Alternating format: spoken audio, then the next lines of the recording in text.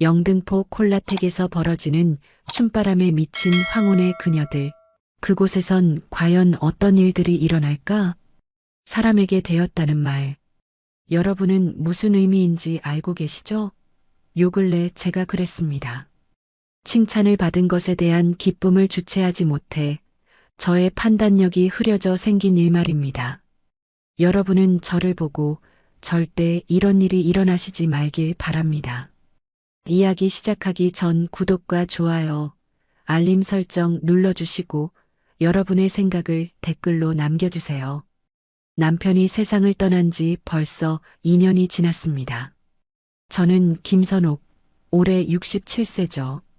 그동안 하루하루를 그냥 견뎌왔다고 해야 할까요? 아침에 일어나면 혼자 밥 먹고, 텔레비전 보고, 또 혼자 밥 먹고, 이런 일상의 반복이었습니다. 그러던 어느 날 오후 옆집 나은자가 갑자기 제 현관문을 두드렸어요. 언니. 목소리부터가 뭔가 다르더라고요. 문을 열어보니 은자가 평소와 다른 화장을 하고 서 있었습니다. 입술에는 빨간 립스틱까지 발라서요. 언니, 그러다 진짜 우울증 와요. 나랑 콜라텍 한 번만 가봐요. 콜라텍이라니요. 저는 펄쩍 뛰었습니다. 춤이 뭐라고, 내가 왜 거길 가야 하는데?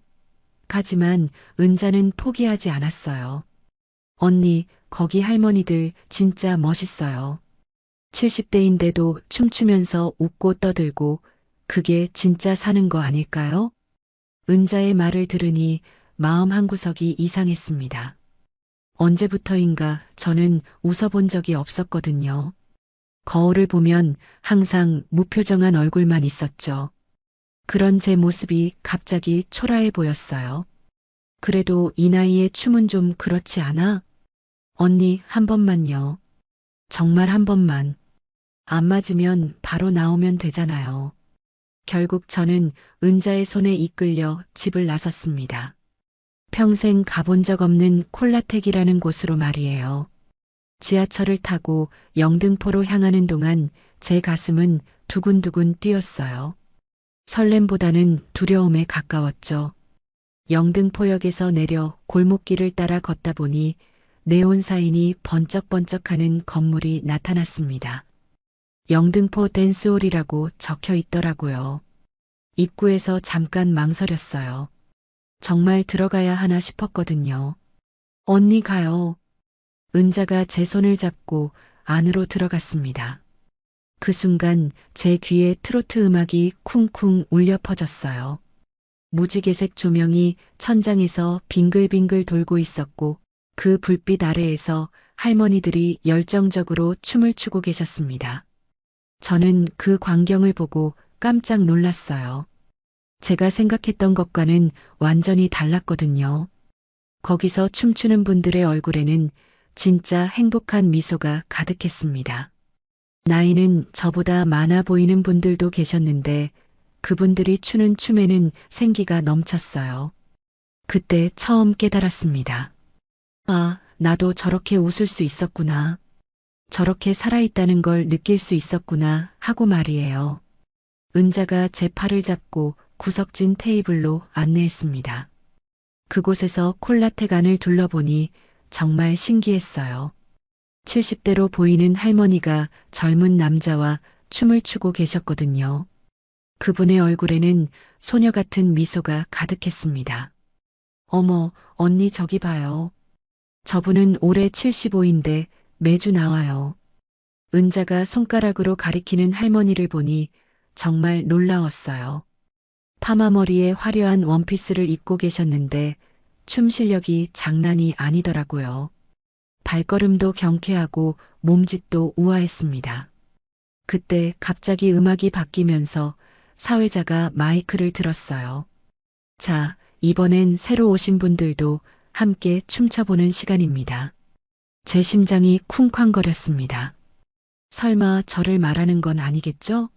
하지만 은자가 벌떡 일어나더니 제 손을 잡고 끌었어요. 언니 가요. 한 번만 해봐요. 아니야, 나는 안 돼. 춤을 모르는데 어떡해. 하지만 이미 늦었습니다. 은자가 저를 무대 앞으로 밀어냈거든요. 무지개 조명이 저를 비추고 주변 사람들이 모두 저를 쳐다보고 있었어요. 얼굴이 화끈거렸습니다.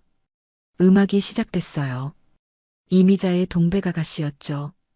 처음엔 어떻게 해야 할지 몰라서 그냥 서 있었어요. 그런데 옆에서 춤추는 할머니가 제게 손짓을 하시더라고요. 괜찮아요. 그냥 음악에 맞춰 움직여봐요. 저는 어색하게 발을 움직이기 시작했습니다. 처음엔 정말 서툴렀어요. 왼발 오른발도 헷갈리고 리듬도 맞지 않았죠. 그런데 신기한 일이 일어났습니다. 음악이 계속 흘러나오면서 제 몸이 저절로 움직이기 시작했어요.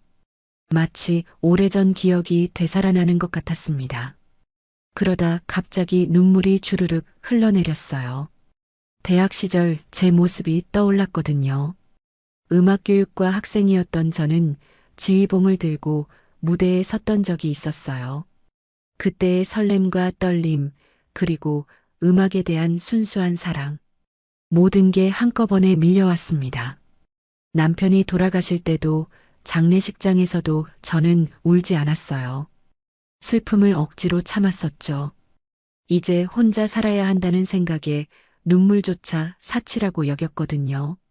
그런데 지금 이 순간 트로트 음악에 맞춰 어설프게 춤추면서 펑펑 울고 있었습니다.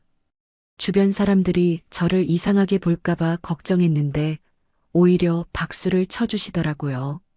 잘하세요. 멋져요. 이런 응원 소리가 들렸어요. 한 곡이 끝나고 무대에서 내려왔을 때 제 마음은 이상했습니다. 부끄럽기도 하고 후련하기도 하고 뭔가 오랫동안 막혀있던 것이 뚫린 기분이었어요. 은자가 제게 다가와 물티슈를 건네며 말했습니다. 언니, 울면서 춤추는 거 처음 봤어요. 근데 되게 아름다웠어요. 그 말을 듣고 또 눈물이 났어요. 아름답다니. 언제부터 누군가가 저를 아름답다고 했었나요? 그 순간 깨달았습니다. 제가 살아있다는 걸 말이에요. 그 첫 춤 이후로 저는 콜라텍이 자꾸 생각났습니다. 집에서 설거지를 하다가도 텔레비전을 보다가도 그날의 감정이 되살아났어요. 며칠 뒤 은자가 또 찾아왔죠. 언니, 오늘도 가요. 춤추는 언니 모습이 너무 예뻤어요. 이번엔 망설이지 않았습니다. 옷장에서 조금 더 나은 옷을 골라 입고 립스틱도 발랐어요. 거울을 보니 오랜만에 제 얼굴에 생기가 돌더라고요. 콜라텍에 도착하니 지난번보다 사람들이 많았습니다. 저를 알아보시는 분들이 인사를 건네주셨어요. 어머, 지난번에 울면서 춤추시던 분 아니에요? 오늘도 오셨네요. 이런 말들이 어색하면서도 따뜻했습니다. 음악이 시작되자 저는 자연스럽게 무대로 향했어요. 이번엔 울지 않았습니다. 대신 음악에 몸을 맡겼죠. 조금씩 리듬도 익숙해지고 다른 분들의 동작도 따라할 수 있게 됐어요. 한 곡이 끝나고 무대에서 내려오는데 갑자기 누군가가 제게 다가왔습니다. 30대 중반으로 보이는 남자였는데 깔끔한 정장 차림이었어요. 다른 사람들과는 확실히 달라 보였습니다. 안녕하세요. 남자가 정중하게 인사를 건넸어요. 목소리도 부드럽고 예의 바른 느낌이었습니다. 저는 여기서 댄스 강사를 하고 있는 류진우라고 합니다. 댄스 강사라니. 저는 순간 당황했어요. 제가 춤을 너무 못 춰서 지적하러 온 건가 싶었거든요. 아, 네. 안녕하세요. 선생님, 혹시 전에 무용을 하셨어요? 그 순간 제 마음이 뜨끔했습니다. 어떻게 알았을까요? 아니에요. 그냥 음악을 전공했었는데. 아, 역시 그렇군요. 선생님이 춤출 때 감정이 몸에서 느껴져요. 일반 분들과는 확실히 다르세요. 선생님이라는 말이 제 귀에 이상하게 들렸습니다. 은퇴한 지 벌써 7년이 됐는데 누군가가 저를 선생님이라 부르다니 낯설면서도 따뜻한 기분이었어요. 과찬이세요. 저는 그냥 음악이 좋아서. 아니에요. 정말 특별해요. 춤이 살아있어요. 류진우의 말에 제 가슴이 두근거렸습니다. 춤이 살아있다니. 그런 말을 들어본 적이 없었거든요. 은자도 옆에서 신기한 듯 바라보고 있었어요. 선생님, 시니어 댄스 대회에 나가보시는 건 어떠세요? 댄스 대회요? 네. 요즘 시니어 분들을 위한 댄스 대회가 많이 열리고 있어요. 선생님 실력이면 충분히 좋은 결과를 얻으실 수 있을 것 같은데요. 제 머릿속이 복잡해졌습니다. 댄스 대회라니. 67세에 무슨 대회를 나간다는 말인가요? 하지만 한편으로는 설레기도 했어요. 하지만 저는 춤을 제대로 배운 적이 없는데, 그래서 제가 개인 레슨을 해드리려고 해요. 선생님만을 위한 특별 프로그램으로 말이죠. 류진우가 명함을 건네며 말했습니다. 천천히 생각해 보시고 연락 주세요. 선생님 같은 분이 그냥 묻혀있기엔 너무 아까워요. 그날 밤 집에 돌아와서 저는 한참을 생각했습니다. 거울 앞에 앉아 류진우가 준 명함을 바라보면서 말이에요. 선생님이라는 말이 계속 머릿속에 맴돌았어요. 누군가가 저를 선생님이라 불러준 게 은퇴 이후 처음이었거든요.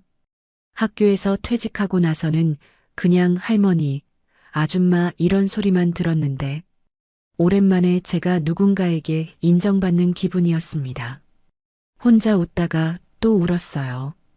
이상했어요. 기쁜 건지 슬픈 건지 알 수가 없었거든요. 그냥 뭔가 꽉 막혀있던 가슴이 뚫리는 느낌이었습니다.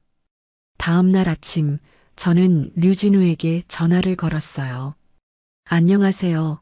어제 만났던 김선옥입니다. 아, 선생님. 연락 주셔서 감사해요. 그의 목소리가 정말 반가워하는 것 같았습니다. 그 개인 레슨 정말 해볼 수 있을까요? 첫 개인 레슨은 콜라텍 옆에 있는 작은 연습실에서 시작됐습니다. 거울이 온 벽면에 붙어 있고 전문적인 음향 시설까지 갖춰진 곳이었어요. 류진우가 저를 위해 특별히 준비한 공간이라고 했습니다. 선생님, 오늘은 기본기부터 천천히 해볼게요. 류진우는 정말 친절했어요. 제 동작 하나하나를 세심하게 봐주고 틀린 부분은 직접 손을 잡고 가르쳐 주기도 했죠. 선생님은 정말 감각이 좋으세요. 이런 분을 만나기가 쉽지 않거든요. 칭찬을 들을 때마다 제 마음이 들떴습니다. 언제부터 이런 칭찬을 들어봤나요? 가족들은 제가 늙었다고만 했는데 류진우는 제 가능성을 봐주는 것 같았어요. 한 달 정도 레슨을 받고 나니 확실히 달라졌습니다. 몸의 움직임도 부드러워지고 리듬감도 늘었어요. 그때 류진우가 새로운 제안을 했습니다. 선생님, 이제 정말 본격적으로 해보시는 건 어때요? 시니어 댄스 대회 준비 과정을 제대로 밟아보시죠. 그런데 비용이 얼마나? 300만 원 정도면 될 것 같아요. 의상, 헤어 메이크업, 그리고 집중 레슨까지 포함해서요. 300만 원이라니. 적지 않은 돈이었지만 류진우의 말을 들으니 마음이 움직였어요. 선생님 실력이면 충분히 상위권에 들 수 있어요. 그러면 다음 단계로 나아갈 수 있죠. 저는 결국 그 돈을 투자했습니다. 은퇴금에서 꺼내는 건 부담스러웠지만 지금이 아니면 언제 이런 기회가 또 올까 싶었거든요. 대회 준비는 정말 체계적이었어요. 전용 의상을 맞춰 입고 전문 헤어 디자이너가 제 머리를 예쁘게 해주고 메이크업 아티스트가 화장까지 해줬습니다. 거울을 보니 정말 다른 사람 같았어요. 선생님 정말 멋지세요. 이제 영상을 찍어서 유튜브에 올려봐야겠어요. 류진우가 제안한 유튜브 영상 촬영. 처음엔 무서웠지만 막상 해보니 재미있었어요. 빨간 원피스를 입고 조명 아래서 춤을 추는 제 모습이 영상으로 나왔을 때 정말 놀랐습니다. 이게 나야? 영상 속 저는 늙은 여자가 아니라 무대의 주인공 같았어요. 우아하게 춤추는 모습이 생각보다 아름다웠습니다. 그날 밤 혼자 그 영상을 몇 번이나 봤는지 몰라요. 심지어 제가 제 영상에 좋아요까지 눌렀죠. 선생님, 반응이 정말 좋아요. 댓글도 많이 달리고 있고요. 류진우가 보여준 댓글들을 보니 신기했습니다. 할머니 춤 정말 멋져요. 나이는 숫자에 불과하네요. 감동받았습니다. 이런 글들이 가득했어요. 이제 다음 단계로 가볼까요? 프로모션 영상도 만들고 더 큰 무대를 준비해 봐야겠어요. 류진우의 제안은 계속 커져만 갔습니다. 프로모션 영상 제작에 500만 원, 더 고급 의상과 소품에 200만 원, 그리고 방송 출연을 위한 특별 준비 과정에 1000만 원. 선생님 실력이면 방송에도 나갈 수 있어요. 진짜 스타가 되실 수 있습니다. 스타라는 말이 제 마음을 흔들었습니다. 67세의 스타가 될 수 있다니 상상해 본 적도 없는 일이었죠. 류진우는 계속 말했어요. 지금이 아니면 다시는 이런 기회가 없을지도 몰라요. 선생님의 재능을 세상에 보여줘야 해요. 저는 점점 더 많은 돈을 투자하게 됐습니다. 처음 300만 원에서 시작해서 1000만 원, 2000만 원, 그리고 결국 8500만 원까지. 거의 제 은퇴금의 대부분이었어요. 하지만 그때는 후회하지 않았습니다. 매일 연습실에 나가서 춤을 추고 영상을 찍고 사람들의 반응을 보는 게 너무 즐거웠거든요. 마치 제2의 인생을 사는 기분이었어요. 선생님, 곧 큰 방송사에서 연락이 올 거예요. 준비 많이 하셔야 해요. 류진우의 말을 들으며 저는 꿈을 꿨습니다. 텔레비전에 나가서 춤을 추는 제 모습을. 그런 날이 정말 올 거라고 믿었어요. 그날도 평소와 같은 연습이었습니다. 류진우와 함께 새로운 안무를 배우고 방송 출연을 위한 특별 준비를 했어요. 선생님, 오늘도 정말 훌륭하세요. 곧 좋은 소식이 있을 거예요. 그의 칭찬에 저는 또 한 번 기뻤습니다. 연습이 끝나고 집으로 돌아가려는데 지하철역 앞에서 휴대폰이 없다는 걸 깨달았어요. 분명 연습실에 놓고 온 것 같았습니다. 다시 콜라텍으로 돌아가야 했죠. 건물 입구에 도착해 보니 이미 문이 잠겨 있었어요. 하지만 뒷문은 열려 있더라고요. 직원들이 정리하고 있나 싶어서 조용히 들어갔습니다. 무대 뒤쪽 휴게 공간으로 향하는데 어디선가 남자들의 목소리가 들렸어요. 제 휴대폰을 찾으려고 그쪽으로 가다가 무의식 중에 그 대화를 듣게 됐습니다. 요즘 어때? 김선옥 할머니 말이야. 그 순간 제 발걸음이 멈췄어요. 제 이름이 나왔거든요. 누가 저에 대해 이야기하고 있는 걸까요? 궁금해서 벽 뒤에 숨어서 들었습니다. 그 여자 완전히 넘어갔지. 은퇴금 다 뽑게 했잖아. 제 심장이 쿵쾅거렸어요. 무슨 말인지 이해할 수 없었습니다. 은퇴금을 다 뽑게 했다니. 누가 저한테 그런 걸 했다는 말인가요? 시니어들은 정말 쉬워. 외롭고 돈 있고 다루기 쉽거든. 그 목소리가 익숙했습니다. 어디서 들었는지 기억이 안 났지만 분명 아는 목소리였어요. 더 듣고 싶어서 조금 더 가까이 갔습니다.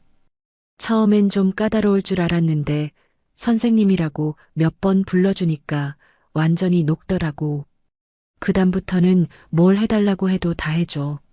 그 순간 제 온몸에 소름이 돋았습니다. 선생님이라고 부르는 사람은 류진우뿐이었거든요. 설마 하는 마음에 더 들어봤어요. 8,500만 원이면 꽤 쏠쏠한데 다음엔 또 누구 타겟으로 잡을 거야? 콜라텍에 돈 많은 할머니들 많잖아. 그 중에서 외로워 보이는 사람 하나 더 골라봐야겠어. 류진우의 목소리였습니다. 틀림없었어요. 그 부드럽고 정중했던 목소리가 지금은 차갑고 계산적으로 들렸습니다. 숨이 턱 막혔어요. 손이 떨리기 시작했습니다. 하지만 이상하게도 눈물보다는 분노가 먼저 올라왔어요. 어떻게 이럴 수가 있지? 어떻게 사람을 이렇게 속일 수가 있지? 그 할머니 진짜 순진해. 방송 나간다고 하니까 완전 믿더라고. 방송국이 어디 있어? 그냥 적당히 둘러댄 건데. 제가 그토록 기대했던 방송 출연도 거짓말이었습니다. 유튜브 영상도 댓글들도 모든 게 조작된 거였어요. 제가 스타가 될 수 있다고 믿었던 모든 것들이 한순간에 무너져 내렸습니다. 감정 연기도 잘해야 해. 감동받은 척, 칭찬하는 척. 그래야 돈을 계속 뽑아내지. 감정 연기라니. 그동안 류진우가 보여준 모든 관심과 칭찬이 전부 연기였다는 말인가요? 제 춤을 보고 감동받았다던 그 표정도, 저를 선생님이라 부르며 존중해주던 태도도 모두 가짜였던 거죠. 다음 주에 또 레슨비 달라고 해봐야겠어. 뭔가 그럴듯한 이유 만들어서. 저는 더 이상 들을 수가 없었습니다. 그 자리에서 벗어나고 싶었어요. 하지만 다리에 힘이 들어가지 않았습니다. 벽에 기대어 서 있는 것도 힘들었어요. 그동안 제가 느꼈던 모든 감정들이 한순간에 무너졌습니다. 행복했던 순간들, 설렜던 마음들, 새로운 꿈을 꾸며 잠들었던 밤들. 모든 게 거짓말 위에 세워진 것이었어요. 제 휴대폰을 찾는 것도 잊고 그냥 그 자리를 떠났습니다. 집까지 어떻게 왔는지 기억도 안 나요. 현관문을 열고 들어와서야 제가 얼마나 큰 충격을 받았는지 깨달았습니다. 거울을 보니 제 얼굴이 새하얗게 질려 있었어요. 하지만 울지는 않았습니다. 대신 마음속 깊은 곳에서 차가운 분노가 끓어오르고 있었어요. 이대로 당하고만 있을 수는 없었습니다. 그날 밤 집에 돌아와서 저는 1시간 넘게 거울 앞에 앉아 있었습니다. 분노가 차갑게 식으면서 머릿속이 차분해지더라고요. 울분만으로는 안 되겠다는 생각이 들었어요. 제대로 된 복수를 해야겠다고 마음먹었습니다. 인터넷을 검색해보니 류진우 같은 사기꾼들이 많더라고요. 시니어들을 상대로 한 사기 수법, 댄스 레슨을 빌미로 한 금전 편취. 정말 치밀하게 계획된 범죄였어요. 하지만 저도 가만히 당하고만 있을 사람은 아니었습니다. 다음 날부터 계획을 세웠어요. 류진우를 역으로 속이는 방법을 말이죠. 그 사람이 돈에 눈이 멀었다면 더 큰 돈으로 유혹해보기로 했습니다. 먼저 외모부터 바꿔야 했어요. 김선옥이 아닌 완전히 다른 사람이 되어야 했거든요. 미용실에 가서 머리를 짧게 자르고 평소와 다른 스타일의 가발을 샀습니다. 백화점에서는 평소 입지 않던 고급 정장도 구입했어요. 집에서 거울 앞에 서서 변신을 시도해봤습니다. 짧은 가발을 쓰고 검은색 정장을 입고 선글라스까지 끼니 정말 다른 사람 같았어요. 목소리도 연습했습니다. 평소보다 낮고 차분하게 말하는 법을 익혔죠. 새로운 정체성도 만들었습니다. 조나리라는 해외 거주 한국인 투자자, 실버 산업에 관심이 많은 사업가라는 설정이었어요. 명함도 제작했고 그럴듯한 회사 이메일 주소도 만들었습니다. 준비가 끝나고 류진우에게 연락을 했어요. 물론 제 목소리가 아니라 조나리의 목소리로 말이죠. 안녕하세요. 류진우 강사님이시죠? 저는 해외에서 투자업을 하고 있는 조나리라고 합니다. 아, 네. 안녕하세요. 류진우의 목소리에서 당황스러움이 느껴졌어요. 갑작스러운 연락이라 그럴 수밖에요. 한국의 실버댄스 시장에 관심이 있어서 연락드렸어요. 혹시 만나서 이야기해 볼 수 있을까요? 실버댄스 시장이요? 네. 50억 원 규모의 투자를 계획하고 있거든요. 이 분야 전문가이신 강사님과 파트너십을 맺고 싶어서요. 50억이라는 말에 류진우의 목소리가 확 달라졌습니다. 아, 그렇군요. 물론 만나 뵙고 싶습니다. 언제가 좋으실까요? 만남 장소는 시내 고급 호텔 라운지로 정했어요. 그런 곳에서 만나야 더 믿을만해 보이겠죠. 류진우도 돈 냄새를 맡았는지 바로 승낙했습니다. 며칠 후 약속 당일 저는 완벽하게 조나리로 변신했습니다. 가발을 쓰고 정장을 입고 선글라스를 끼고 거울을 봐도 김선옥은 어디에도 없었어요. 호텔 라운지에 도착해 보니 류진우가 이미 와 있었습니다. 평소보다 훨씬 격식을 차린 차림이었어요. 정장에 넥타이까지 맸더라고요. 아마 좋은 인상을 주려고 했겠죠. 조나리 대표님이시죠? 네, 맞습니다. 저는 선글라스를 끼고 있어서 류진우는 제 얼굴을 제대로 볼 수 없었어요. 목소리도 평소와 달리 낮고 차분하게 했고요. 한국 실버댄스 시장의 가능성에 대해 들어봤어요. 정말 흥미롭더라고요. 류진우는 신이 나서 설명하기 시작했습니다. 시니어들이 얼마나 외롭고 돈이 많고 속이기 쉬운지에 대해서요. 물론 그는 그걸 시장의 기회라고 표현했지만 말이에요. 보증금으로 5천만 원 정도 준비해 주시면 본격적인 사업을 시작할 수 있을 것 같은데요. 류진우가 서류 가방에서 돈 뭉치를 꺼냈을 때 제 마음이 두근거렸습니다. 정말 걸려든 거였어요. 5천만 원이라니 제가 당한 것보다 훨씬 큰 금액이었습니다. 계약서 작성하기 전에 한 가지만 확인하고 싶어요. 저는 천천히 선글라스에 손을 올렸습니다. 류진우가 궁금한 듯 저를 바라봤어요. 제 얼굴 직접 보시겠어요? 선글라스를 벗는 순간 류진우의 얼굴이 하얗게 질렸습니다. 입이 벌어진 채로 말도 못하고 저를 쳐다봤어요. 김선옥? 안녕하세요, 류진우 씨. 아니, 사기꾼 류진우 씨. 그의 손이 떨리기 시작했습니다. 5천만 원이 든 가방을 움켜쥐면서도 어떻게 해야 할지 몰라 하더라고요. 지금 이 순간부터 당신이 저에게 한 일을 고스란히 돌려받게 될 거예요. 류진우가 제 정체를 알아본 순간 저는 미리 준비해둔 휴대폰을 꺼냈습니다.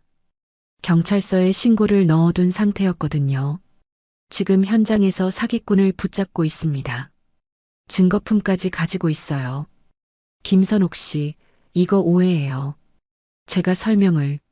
류진우가 황급히 변명하기 시작했지만 이미 늦었어요. 5분도 안 되어 경찰들이 호텔 라운지로 들이닥쳤습니다. 류진우는 5천만 원이 든 가방을 들고 있었고 저는 모든 대화를 녹음해둔 상태였죠. 류진우 씨 맞습니까? 사기 혐의로 체포합니다. 수갑이 채워지는 순간 류진우의 얼굴이 완전히 무너졌어요.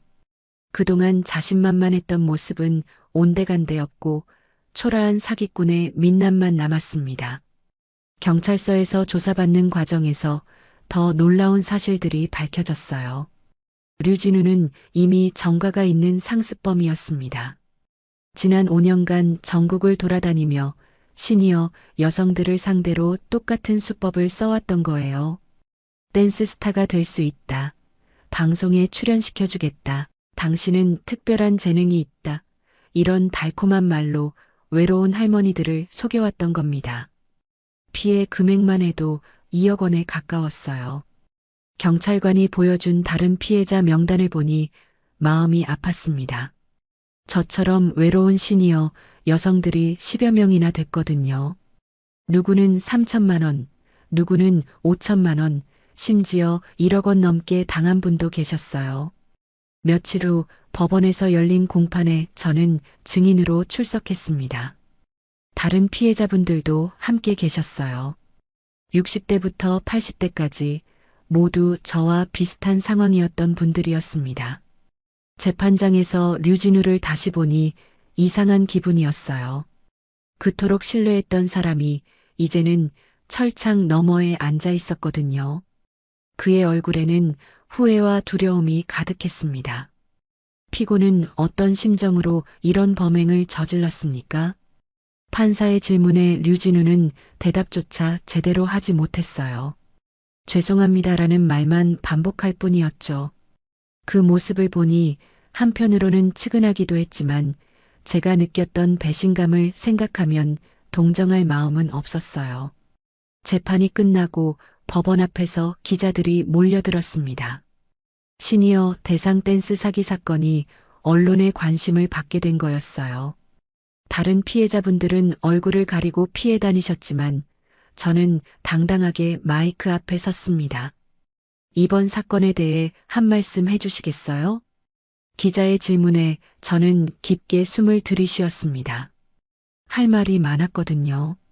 그 사람이 좋아한 건 제 춤이 아니라 제 통장이었어요. 목소리가 떨렸지만 계속 말했습니다. 67세에 새로운 꿈을 꾸는 게 그렇게 우스운 일이었나요? 늙었다고 해서 감정을 가지면 안 되는 건가요? 다른 피해자분들도 제 뒤로 모여들기 시작했어요. 모두 고개를 끄덕이며 제 말에 공감하고 계셨습니다. 하지만 저희는 여기서 멈추지 않을 겁니다. 무너졌다고 생각한 순간 진짜 무대는 시작됐거든요. 그날 밤 집에 돌아와서 거울을 봤어요. 몇 달 전에 제 모습과는 완전히 달라져 있었습니다. 더 이상 외롭고 초라한 할머니가 아니었어요. 스스로를 지킬 줄 아는 당당한 여성이 되어 있었습니다. 류진우는 결국 징역 3년을 선고받았어요. 다른 피해자분들도 일부 돈을 돌려받을 수 있게 됐고요. 하지만 가장 중요한 건 제가 다시 일어설 수 있다는 걸 깨달은 거였습니다. 사기를 당했을 때는 제 인생이 끝난 줄 알았어요. 하지만 그 일을 계기로 오히려 더 강해졌습니다. 나이가 들었다고 해서 꿈꾸는 게 잘못된 건 아니라는 걸 확신하게 됐거든요. 류진우 같은 사람들이 노린 건 우리의 외로움이었어요. 하지만 외로움이 약점이 되어서는 안 된다는 걸 배웠습니다. 오히려 그 외로움을 연대로 바꿀 수 있다는 걸 알았죠. 1년이 지났습니다. 그동안 정말 많은 일들이 있었어요. 류진우 사건이 알려지면서 저는 예상치 못한 관심을 받게 됐습니다. 시니어 사기 예방 강연을 요청받기도 하고 용기 있는 할머니로 언론에 소개되기도 했죠. 하지만 가장 중요한 변화는 제 마음속에서 일어났어요. 더 이상 혼자가 아니라는 걸 깨달았거든요. 사건 이후 다른 피해자분들과 꾸준히 연락하며 지냈는데 모두들 저처럼 새로운 시작을 원하고 계셨어요. 그래서 결심했습니다. 실버 리듬 아카데미라는 댄스 교실을 열기로 말이에요.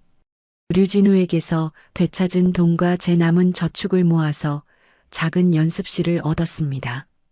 처음엔 정말 작은 시작이었어요. 15평 남짓한 연습실에 거울 몇 장, 간단한 음향 장비가 전부였죠. 하지만 그 공간이 저에게는 진짜 무대처럼 느껴졌어요. 첫 수업날 은자와 함께 류진우 사건의 다른 피해자분들이 오셨어요. 처음엔 서로 어색해하셨지만 음악이 시작되자 자연스럽게 몸을 움직이기 시작하셨습니다. 선생님, 이렇게 하는 게 맞나요? 70대 할머니가 수줍게 물어보실 때 제 가슴이 뭉클했어요. 선생님이라고 불러주시는 게 여전히 낯설었지만 이번엔 진짜였거든요. 진심으로 저를 믿고 따라와 주시는 분들이었으니까요. 천천히 하세요. 춤은 경쟁이 아니라 표현이에요. 제가 그동안 배운 가장 중요한 교훈이었습니다. 춤은 누군가에게 보여주기 위한 게 아니라 자신을 표현하는 방법이라는 걸 말이에요. 몇 달이 지나자 입소문이 나기 시작했어요. 진짜 시니어를 위한 시니어에 의한 댄스 교실이라고 해서 더 많은 분들이 찾아오셨습니다. 60대부터 80대까지 각자 다른 사연을 가진 분들이 모였어요. 남편을 잃고 외로워하시던 분, 자식들이 멀리 있어서 혼자 지내시는 분, 은퇴 후 할 일이 없어서 우울하셨던 분들, 모두 저와 비슷한 상황이었던 분들이었습니다. 선옥 선생님, 여기 오면서 처음으로 웃게 됐어요. 춤추니까 몸도 마음도 젊어지는 것 같아요. 이런 말씀들을 들을 때마다 제가 옳은 일을 하고 있다는 확신이 들었어요.